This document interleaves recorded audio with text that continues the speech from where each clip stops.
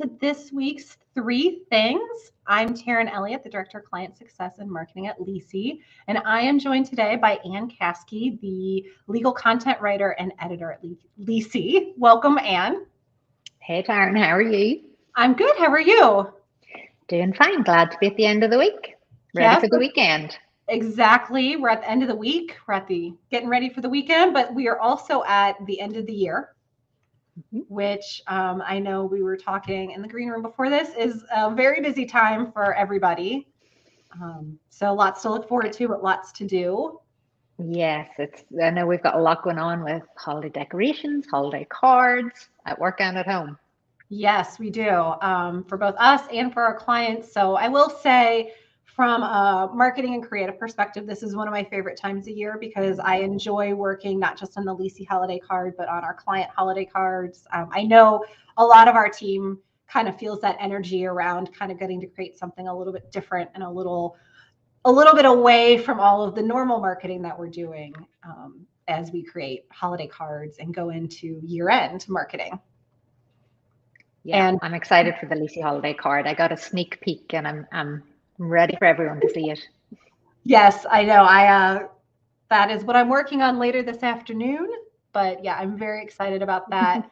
But that also means, since we're at the end of the year and starting our year-end marketing before we kick off all of our plans for 2023, that today's three things are, it's always three things that we've learned, and this is three things that we've learned this year. So kind of a little summary, three of the biggest things between Ann and I that we wanted to share with all of you that are kind of new things that we picked up this year. So I will go ahead and jump right into this. Something that was really, really popular both in our internal discussions, and we got a lot of feedback from clients, both by the content they were consuming, but also a lot of questions, was about Google Analytics moving from Google Analytics Universal Analytics to Google Analytics 4. A lot of questions about when to make the move, when to start transitioning. The answer to that generally is sooner rather than later. So you are ready to go because they are sunsetting the older version, the Universal Analytics version or UA version of Google Analytics, on July 1st of 2023. So they announced that in March of this year. Everybody has plenty of time to prepare for that. But we're having those conversations now. So that way, when July 1st of next year hits, we are good to go. Everybody is ready. Like I said, we are happy to discuss like one-on-one what's right for everybody, but kind of generally, we've been recommending that as soon as you can make the transition, the better. So that way everything can be set.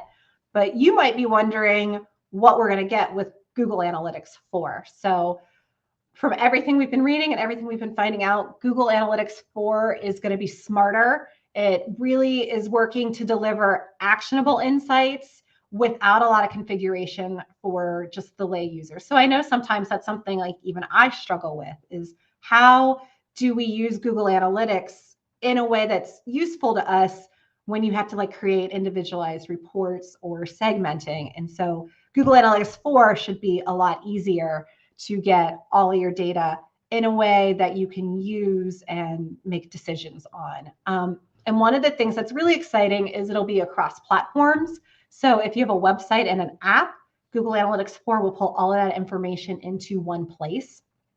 And for marketers across the board, one of the things that we are also looking forward to is that it'll be easier to stay in compliance with GDPR or any of the myriad of laws that are coming up about how you can hold consumers or clients' private information and when you have to hold it, when you have to release it, how you can use it, how you have to protect that.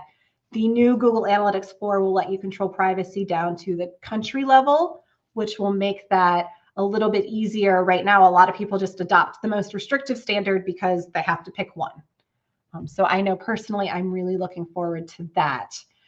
Google will also change kind of how they measure interactions with your website. So currently, one session could include multiple interactions, such as an e-commerce transaction or a page view. All of those are known as hits. And so one session can have multiple hits. Moving forward, they'll still track everything you're doing, but they'll track that session data into one broad interaction. So that way you will know in this one event, this one time somebody was on there, this is all of the things that, Taryn did when she was visiting your website. This information coupled with everything else that you're going to get is going to give you a much fuller picture of what action each individual took on your website to hopefully convert into a prospect, a lead, a client, whatever it is you're trying to get them to. And also understanding what their progression was to doing that. So having more data like this in an easy to read way will allow us to make more meaningful marketing decisions as we are moving into our 2023 plans. And then while we're adjusting what's going on as well, nothing's ever a set it and forget it. In the world of marketing, you're always constantly having to change things. One of the other things that I really like is that it's going to make segmenting easier because you can start tagging in Google Analytics 4 in a way that you've never been able to. So creating audiences and then segmenting those audiences, again, it'll just make a very holistic picture of what you can do on your websites, in your apps, in the whole marketing sphere will be a little bit smaller. So for us, Google Analytics 4 is a pretty big deal and something that we're definitely staying up on and learning more about. If you have questions, there is a blog post on our website about getting Google Analytics, like all the steps you need to take to get Google Analytics 4 set up on your website. So make sure you check that out. Our resident Google Analytics expert, Dan Martin, has been busy compiling that post, and there will be more coming in the next year. So I was going to ask, you mentioned the transition. Is it a huge, big, scary task to transition to Google Analytics 4? Like in the realm of one button click to redesigning your website, is it something to be scared of, or what are you looking at? Somewhere in between there. It's definitely close to one button click. I think we have it down to 5 steps. So none of them are super complicated. The average person can just go through and do it.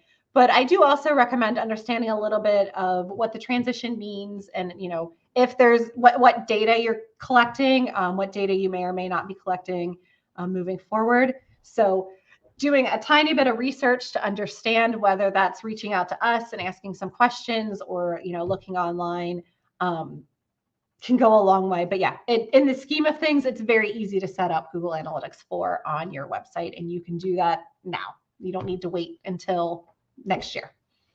June 30th. Yes, exactly. I highly recommend you don't wait until June 30th. And because they'll be reporting data a little bit differently, the earlier you start, you're that much sooner to having year-over-year data, which I know sometimes can be kind of difficult when you're transitioning how you keep or report your analytics data. So the sooner you transition, the sooner you will have an apples to apples comparison moving forward.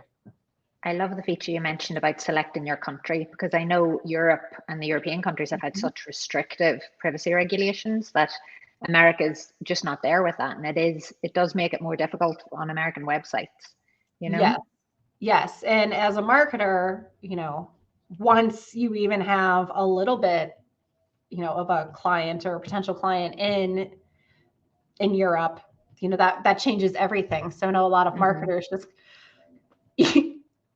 either kind of like walk the line or take the stance that, just better to do what needs to be done in the most restrictive place. But one of the drawbacks is you might be losing opportunities in somewhere that is less restrictive. So this will allow you to at least have that conversation about what makes the most sense for your marketing. So moving on to the second thing we learned, I will turn it over to you, Anne. Sure. Well, my big focus this year was on the ethics of attorney advertising and everything to do with that as it relates to our website redesign, our blogging, and just all the marketing work that we help people with. It had come up quite a bit just in my general work with Lisi last year. We'd get a red flag here or a question from a client about the things they could and couldn't say, or we'd be redesigning a website and something would jump out at us that a law firm had said, and didn't realize it was in breach of their state ethics rules. So it kind of inspired me to learn a bit more about it this year. And obviously each state has their own set of rules. So while we can get a general overview, when you're looking at your own state, you have to look at the states in which you practice. So if we do get a question from a client, we have to be very specific, like what state are we dealing with here? Are we talking about Pennsylvania? Are we talking about New Jersey? And in this internet age, of course, we're often talking about many states. And many of our clients are in different states and are expanding into different states.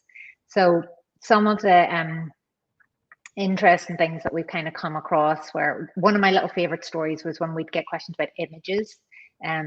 Some clients wanted to have, we're putting the imagery on their website, and there was an issue of, well, is this a stock photo or is this a photo of an attorney? And in their state, they couldn't use stock photos and imply that that was an attorney. And that's something that comes up in many websites, because we just pull some great photos, but it's misleading in many states to imply that these are attorneys in your photos, or that these are maybe clients in your photos. And the big thing for attorney ethics is that you don't want anything to be misleading. And that includes your images, that includes all your statements, that includes your blogging. You cannot be deceptive, which I think most attorneys are aware of, but it's the finer details in each state that trip people up. Again, on images, one of my favorite stories was a case out in California of an attorney who photoshopped herself into photos with celebrities. And so she had on her website, she had herself in photos with past presidents, multiple past presidents from both sides of the aisle. She didn't mind. My favorite one was she photoshopped herself into that famous selfie from the Oscars with Ellen in it. I think Julia Roberts is in there. Bradley Cooper, I think, is in there. She had put herself in that and put it on her website. And she was pulled up by the California bar and disciplined. And I believe she's no longer an attorney for that and other violations. That wasn't the only thing. But she wanted to get some exposure and get some clients by using these images in her advertising. I've also learned in researching this and in dealing with some real world issues that clients have that attorney ethics are not equal in every state. Some bars are much more picky than others, both in the rules that they put out there and in the way that they enforce them. Florida has really caught my eye, both because we have clients down there who practice down there, and because their rules are incredibly detailed for attorney advertising. We had one mail out that we helped with, and the Florida rules required a specific line at the start of the letter. So we put "Dear client," and that was our first sentence in the letter. And it was rejected because it wasn't the first sentence at the top of the letter. There was, a header with whatever for the firm's name, and there was the address, and there was the date, and there was the introductory "Dear client." And so that was rejected because it was the first sentence of the body of our letter, but not the first sentence on the piece of paper. So they really are sticklers down there, and you don't want to cross them. You can end up with fines, you can end up with suspensions, you can end up with public reprimands. It's just not a good look. Not a good look at all. And we discussed, I know recently on one of our Lisi workshops, we were talking about attorney ethics, and some of us talked about whether or not, like, how does it really come up in the real world? Who cares? Kind of who's looking at it? Who's really going to raise the issue? And the obvious one was disgruntled clients. If you have promised to never send a bill, or that this case will be free to you, no out-of-pocket costs, and then the client loses and you do send them a bill, that client may go to the bar in your state and report you for an ethics violation for promising something that you're not going to deliver on. And then we did have actually an instance of a competitor reporting a law firm to the state bar for things on their website that they alleged were violations. So you do have to be watchful. There are competitors out there who will take the opportunity to bring you down, I suppose, So I think there's a lot to talk about in ethics, which obviously we're not going to cover everything here. It's very specific to the client. It's very specific to the state in which you're in. But it's something that we need to be aware of, and both in websites and in old style marketing, and very, very much on social media, which is kind of, that's going to be my goal for next year, is to learn even more about the ethics, of social media and what you're posting out there on Facebook or Instagram, what clients are posting in response to your posts, what reviews, negative reviews that may be out there, and how you handle them. And that whole side of things is very new, and the states haven't caught up to it. And so I think that maybe this time next year, I'll be here talking about that. I hope so. I hope so too. One of the things I failed to mention is that Anne is also a licensed attorney. We have a few licensed attorneys on staff, but I know I was really thankful when you took this on, both because you're an attorney and you have that background, but because I do think it's really important to understand the rules around attorney advertising for each jurisdiction in which you practice. And I think a lot of attorneys and legal marketers know that, but I also think that there's just a lot of confusion, or it's not necessarily an area with the myriad of other things that we have going on, whether, we're a practicing attorney or we are doing legal marketing. Sometimes it kind of falls by the wayside. And for me, what you said at the end really resonated, because I think the rules are pretty clear if you are sending letters to potential clients. But it gets really murky as you're trying to take advertising rules that were written 5, 10, 15, 20, 30 years ago, however long ago they were written. And so much has changed, especially with digital marketing, that a lot of it's very different. Like, for instance, I was talking to our intern today about the Yellow Pages. And I was telling her that when I started my professional services marketing career, and even when I started working in law firms, Yellow Pages advertising was a big part of the marketing mix. And were you advertising? Was your listing correct? There were a lot of moving parts. It took up a lot of time. And it's funny, I laughed because we're so far away from that now, and it's been replaced with other things. But you will find a lot of attorney advertising rules are very clear on how you can advertise in the Yellow Pages book. And now when you're transitioning that to Google organic search or paid search, it's really very different. And sometimes it can be kind of confusing to interpret those rules for. And it can be difficult as well. There's a real generational difference in lawyers, I think, when it comes to advertising, because there was no attorney advertising before the 70s. So if you're dealing with an older, old school lawyer who just thinks it's kind of uncouth to advertise at all, then it's a very different approach to some of the younger generational lawyers who are very used to advertising, and they're more accustomed to the kind of advertising that could cross the line, that is really out there and making big statements like, I'm the best, I'm the only, things that you can't say. And I find that now that's just more risky with the younger generations, who are more accustomed to all the advertising that we're hit with on TV, on YouTube, on Instagram, on Facebook, everywhere, Yep. And even the last couple of years, I know that there have been some instances that have come up that aren't so much related to attorney advertising, but where the attorney lives versus where they practice. Yes. or how you are sharing that information. And, a lot of that's a result of the work from home, work from anywhere ethos that came out of, COVID, and people starting to do that more. And that's, I think it's a good example of how this is, again, like I said earlier, there's never a set it and forget it. And you have to constantly be thinking, how is what I'm doing fitting in with these rules that may or may not have been written with this in mind? Because all it takes is one person to maliciously or not maliciously bring it to the attention of the disciplinary board. And then all of a sudden, you're spending a lot of time working through an issue that might not have been an issue if you just made a couple tweaks. Exactly. And that can be expensive and time consuming. And I think the bars are usually pretty good about giving you the opportunity to fix things, but who wants to deal with that in the first place, Exactly. If you have more questions on this topic, Anne has written a blog post, 5 things to consider when advertising attorney awards, that you can find on our website, as well as hopefully we will get a couple more blog posts from Anne on this topic moving into 2023. I know it's something that we as an organization feel like it's important to know, and I know it's something that, as Anne has said, she's dedicated to keeping up on and getting more information out to everyone.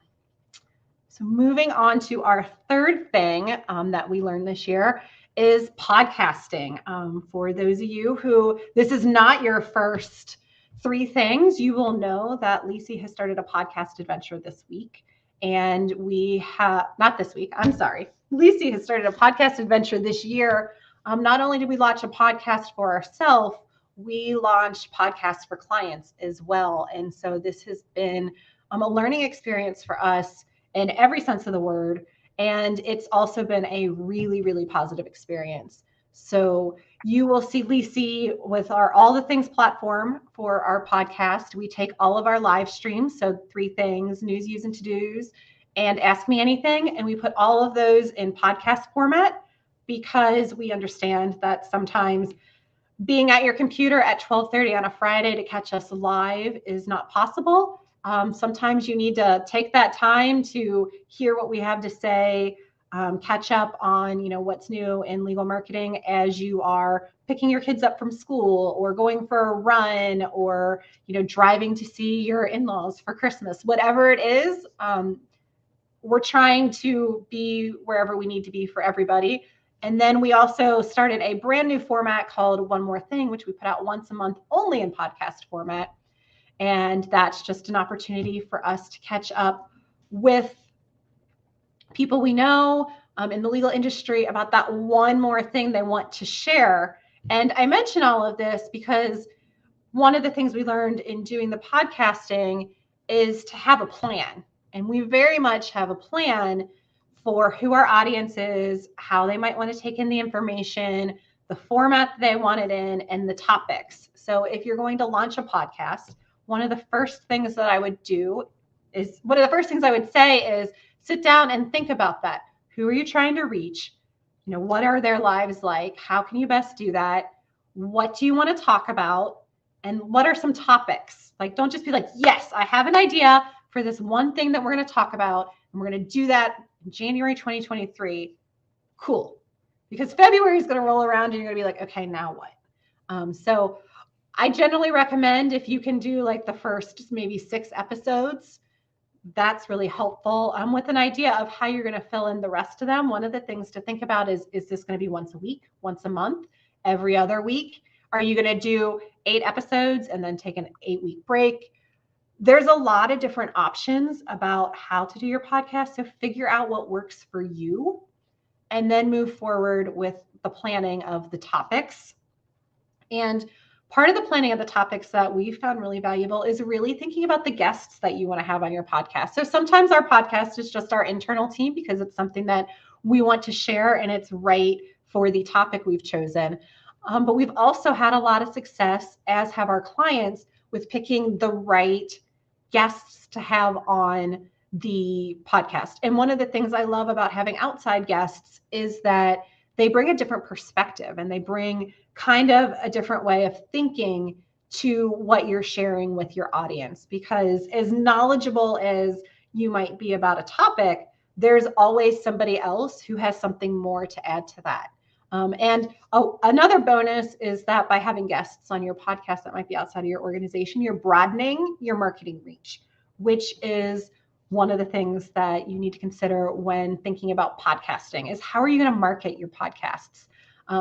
Getting it up on a platform like SoundCloud or Lisbon that will push it out to all the podcasting platforms is great, but it still needs to be supported by marketing. Are you going to put it on your website? Are you going to send it out in an email? Are you going to put it on social media? If you're going to do those things, how often are you going to do it? How far in advance? How far afterward?